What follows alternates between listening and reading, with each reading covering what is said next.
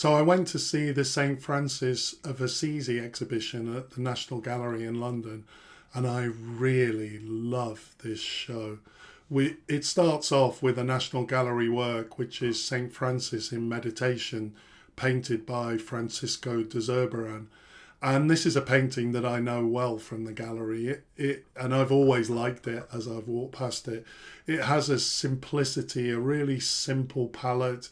It's not complicated like many kind of religious paintings with all kinds of imagery. And I really like the dark background. It's an amazing kind of technically depiction of light and dark. And I've always found this profound and intense work. And it makes for a really good exhibition to as a starting point to focus around it.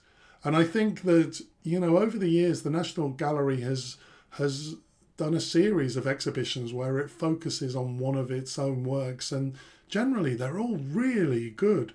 And they're all free exhibitions, but they tend to be small, like one room. I was expecting this to be similar, but in fact, it was much bigger than I expected. It was like 5 or 6 rooms, but still free. This feels like an exhibition that you would have happily paid for.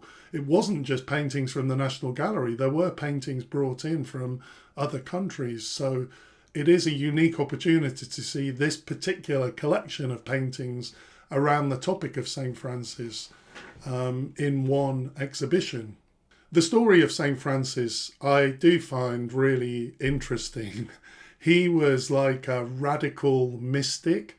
He came from a wealthy family and he gave up all his possessions, but he had these visions of Christ, and he experienced ecstasy, and he received the stigmata, and he had it's like a fantastic mystical story. And this is what many of the artists who painted St. Francis try to capture.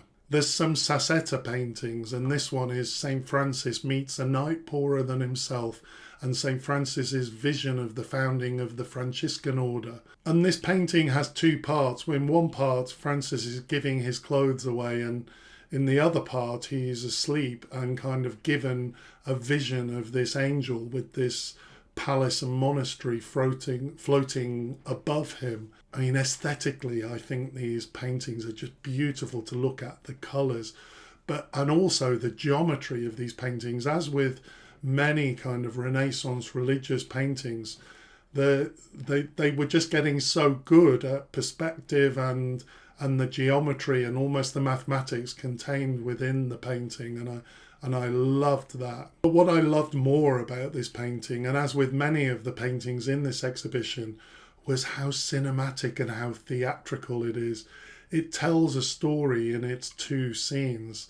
And I imagine the experience of what seeing this painting in 1444 must have been like. It must have looked mad. It must have looked radical and revolutionary. And when you think of being in churches today and church imagery, generally it's so restrained, it's so austere, it's so safe. Whereas images like this of St. Francis just seem so creative, innovative, edgy and unsettling and really inspiring. I also love the work by Caravaggio shown here, St. Francis of Assisi in ecstasy. And this depicts St. Francis in ecstasy after receiving the stigmata.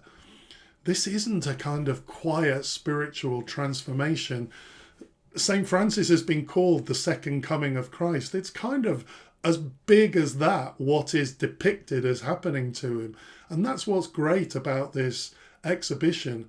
I left believing that St. Francis had very real, very intense experiences.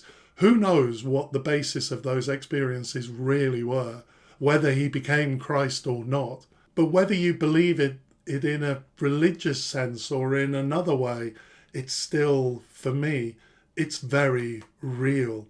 And I love how the artists were able to capture this, because you know that the artists painting these paintings understood this experience, because otherwise they couldn't have kind of depicted it so well. I really felt able to relate it to some of my own experiences with spirituality. I'm more spiritual than religious as such, but I felt like there's something in these images, which, because although they are religious images, there's something in them that's universal, radical, crazy, and so much fun, really.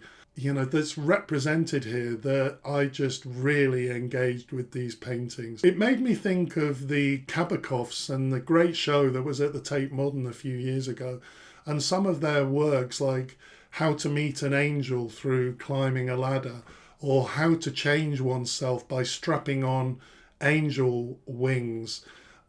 At the Tate show, I became aware of these works and I absolutely loved them. Of course, I don't believe if you climb a ladder, you meet an angel, but there's some truth in that. There's something radical in that I absolutely love. And I think that that's what we see in these paintings that are made like 500-600 years ago. Just incredible. As the National Gallery often does in these types of exhibitions, it includes some contemporary work interpreting the story of St. Francis or some of these works that have gone before. In the first room, there's a beautiful Anthony Gormley sculpture, Untitled, for Francis from 1985. And I have seen this before, but it was really nice to see it in the context of these more historic depictions of St. Francis. There's also a Stanley Spencer painting, which is well worth stopping to have a look at. In addition, in the final room, there's some information about films about St. Francis, and even the front cover of a Marvel comic book about the life of St. Francis, where he is presented as like a superhero. I guess it's possible that some people find this disrespectful, but for me, the story of St. Francis is so fantastic that turning Francis into a superhero comic is perhaps something equivalent of the radical nature of how these 600-year-old paintings must have looked. I really liked that. In conclusion, this is a really impressive show. I'm definitely going back. It's a great theme. It's classical, traditional work mixed with the contemporary. I highly recommend it.